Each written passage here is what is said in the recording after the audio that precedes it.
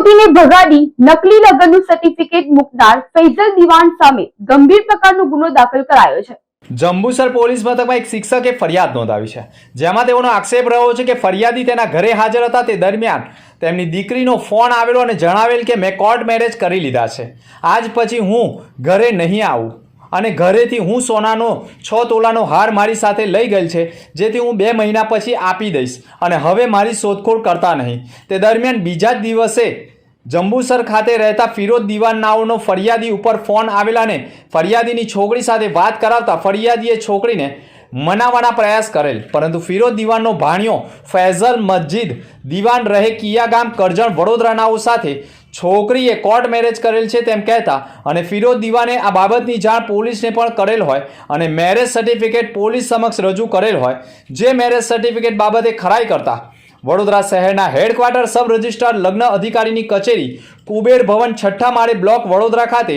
રૂબરૂમાં જઈ લગ્ન સર્ટિફિકેટની ચકાસણી કરાવતા ત્યાંના અધિકારી દ્વારા ફરિયાદીને જણાવેલ કે 30/6/2026માં લેખિતમાં કહેલું છે કે 16/6/2026ના રોજ તેઓના રેકર્ડની ચકાસણી કરતા ખાતરી કરતા ફૈઝલ મસ્જિદ દિવાન તથા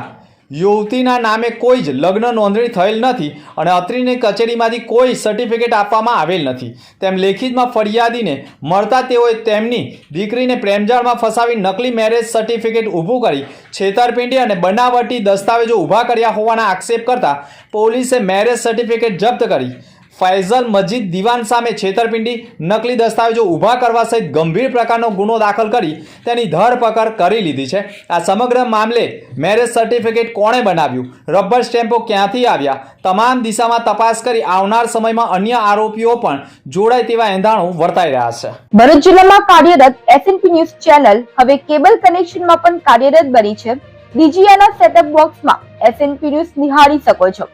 ડીજીઆનામાં રેવા ચેનલ પર ચેનલ નંબર 299 અને 270 પર નિહાળી શકો છો। ભરૂચ પ્રોપર્ટી વિસ્તારમાં પણ ડીજીઆનાના પરિવર્તનના કેબલ કનેક્શનમાં ચેનલ નંબર 1010 પર એસએનપી ન્યૂઝ નિહાળી શકો છો।